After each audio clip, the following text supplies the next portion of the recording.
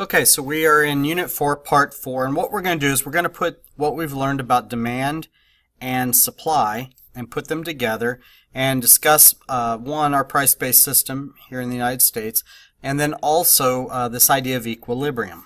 Okay, so when we talk about equilibrium, we're talking about the place where supply and demand and price are in balance. So anytime we're not at this point, we're going to refer to the market as being in disequilibrium. Okay, so if you look at the chart we've been looking at for the price of pizza slices, both in demand and supply, there's the prices, $1, $2, $3, all the way to $6.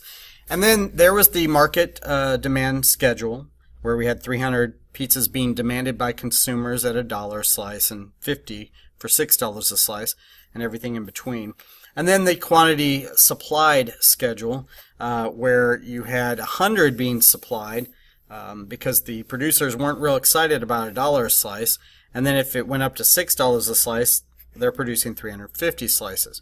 So as you look at it, the first two prices, $1 and $2, you have more demand than you have being supplied. And so what ends up happening is we call that a shortage or excess demand. If you go down to $5 and $6 and even $4, you have more supply happening at that point than the demand for those pizza slices. So when the quantity supply is greater than the quantity demanded, we call that a surplus or excess supply. Now, if the price had been $3, we can see from this chart that according to these numbers, equilibrium would have been $3, and exactly 200 would be the quantity being demanded for pizza slices, and 200 would be the quantity of slices being supplied. Now, the world doesn't always know where equilibrium is, so what happens is prices adjust in a price-based system to try to get back towards equilibrium. We say that the market tends towards equilibrium.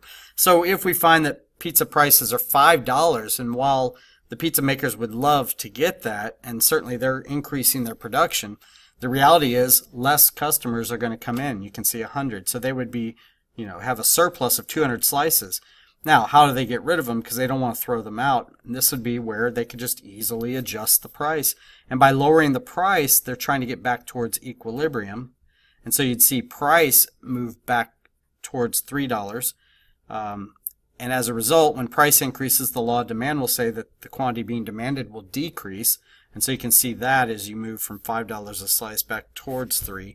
But the supply will also drop there because, the consumers are going to increase their demand, but the suppliers are going to decrease their supply and hopefully meet somewhere in the middle. Now, the market in reality doesn't know that $3 is equilibrium, so they may lower the price to $2 to get rid of 200 slices when it was $5. And, when they put it at $2 a slice, well, all of a sudden, you can see the quantity demanded picked up, and now there's 100 more slices being demanded than are being supplied. So they may have to readjust and go back towards equilibrium by raising the price at some point in the future. This all doesn't happen all in one day, but this might be a gradual thing, or it may be quick, depending on certain knowledge of the marketplace. But that gives you an idea just from this schedule, why the market would try to get back to equilibrium. We don't want to waste our resources, and if something's not being sold, we want to kind of get rid of it, what we've made, and then use those same resources maybe to produce something else. Now, when you put it into a graph, it looks like this. We have a supply curve, we have a demand curve, and where they meet in the middle would be equilibrium. So here's our $3 equilibrium, and that's exactly where they cross each other. Now, when it was $2 a slice, if we went back to the previous slide, you could see that when we hit this supply curve, there's the 150 being supplied.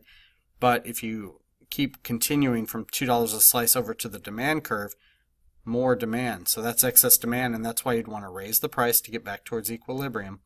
And you would see demand actually decreasing as you raise that price, but you'd see the quantity being supplied of pizza increasing. Okay? And so by putting both supply and demand curves on the same graph, equilibrium becomes a very important point because we can look to it, and if the price is trying to get back there, then equilibrium is kind of the steady point to know where we need to go in the marketplace, both from a production standpoint and from a consumer standpoint. Okay, now the government might feel like the market's not getting back towards equilibrium fast enough. For instance, during the Great Depression, it wasn't bouncing back, and so the government started implementing many things which you all learned about in history. One of the things that they did in the 1970s in particular is they put in what's called a price ceiling. They put in what we refer to as rent control in New York City, and they basically established a certain price that apartment buildings, let's say, could charge for rent. Even if the market was willing to handle much more, by the government putting that ceiling in place and saying you can't go above it, it created an issue, because you had tons of people now that wanted apartments. Okay, so the demand was very high, but the supply was very low, because all those companies that could have provided more apartments aren't going to do so when the rent is lower than the equilibrium. And so, it began to suffer. The market did. And a lot of people couldn't find places. And the places that they did have there weren't being well taken care of, because there wasn't an incentive to do so, since they could only charge so much in rent. So that's one thing that the government might do. Another thing they might do is implement a price floor, a dollar amount that you can't go below. One thing you may be familiar with, being teenagers, is a price floor of minimum wage. If they tell a business that you have to pay at least the minimum, and you can't go below the floor of $7.25 currently, well, that may cause a lot of issues for businesses who can't afford a lot of workers at that wage, when the market wage for the job they have is, in this case in the graph, $6.60. So you create a situation where you have a surplus of people wanting jobs, but you have a less supply of jobs at that point. So that chart there will show you quite a bit of what the government can do. And those are the two main things that the government's going to do in terms of price. Otherwise, businesses and consumers kind of work that out through the natural exchange in the marketplace. We talked about this returning to equilibrium, so there's the theory and there's some real-life examples. As far as increasing demand, when we shift one of those curves, let's say we're shifting, in this case it'd be demand, to the right, so you have an increase in demand quantity demand at every price level, and we shift to the right, notice that the equilibrium moves from point A to point C. And if equilibrium moves up, then that means eventually the market, to get back to equilibrium, will try to follow that new equilibrium. So if equilibrium price is moving upwards, then we know that eventually the real actual price that people pay for a product will also move up because of that increase in demand. That won't happen right away again, but it is something that as we begin to see this, it will follow equilibrium. All right, so as far as a price system, it's a delicate balance of supply and demand. In the market, we tend to be in disequilibrium, but we try to get as close as we can to equilibrium.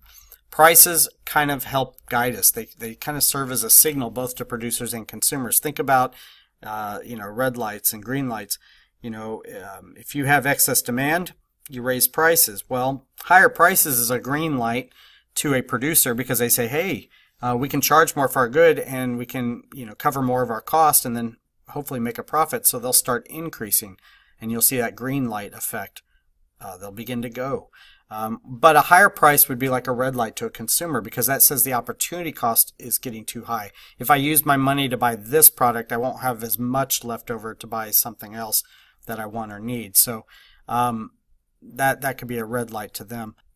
And falling prices will, of course, be a green light to a consumer, saying the opportunity cost is low. I can get this cheaper and also maybe afford some more of my needs and wants.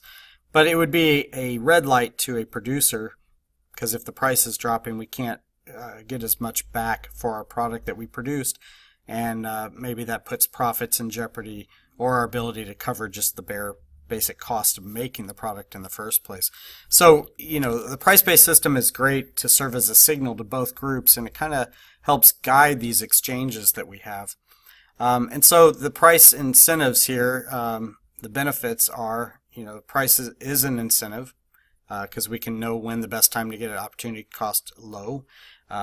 I talked about them being signals.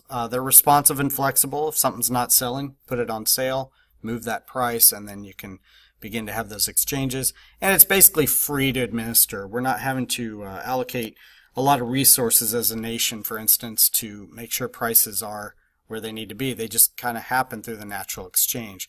Where other nations have actually, from the top down, especially when you talk about a centrally planned economy, have actually, the burden of planning all that out, how much a price would be, and they may not have any kind of knowledge of what's happening at the local market levels. So it makes it very tough for them. But we have a free market system in the sense that these exchanges happen independently of the government, and so prices can naturally reflect the supply and the demand for products. Now, when price isn't the thing that's determining how we exchange for goods and services, it leads to a thing called rationing. So if you think like a natural disaster where something like water might be in high demand, not because of the price, but because it's a required good for survival, and you don't have electricity, let's say. And so that's when they'll start rationing. Stores might actually start giving it out, not based on who can give them the best price, but in the case of a natural disaster, you might see the grocery store giving out cases of water, one per family or something. They'll come up with some criteria to make sure that they can allocate those a little more fairly. You see this with concert tickets or tickets to ball games where you can't get more than 6 at a time when you're ordering them online, for instance. A lot of times this can lead to a black market when you ration goods. You've seen certainly ticket scalpers or other things where eBay kind of sprung up with that idea that if something's rare, think about when PlayStation 3 came out originally back in the day, or the first Xbox. People would stand in line and get them, but not everyone was able to get them right away. So things like eBay and that kind of thing, where people can sell them for massive profits, exist. And so that is kind of a natural byproduct of rationing and the price-based system. So that's that. And if you have any questions, feel free to contact me. And that'll be the end of our unit. Thank you.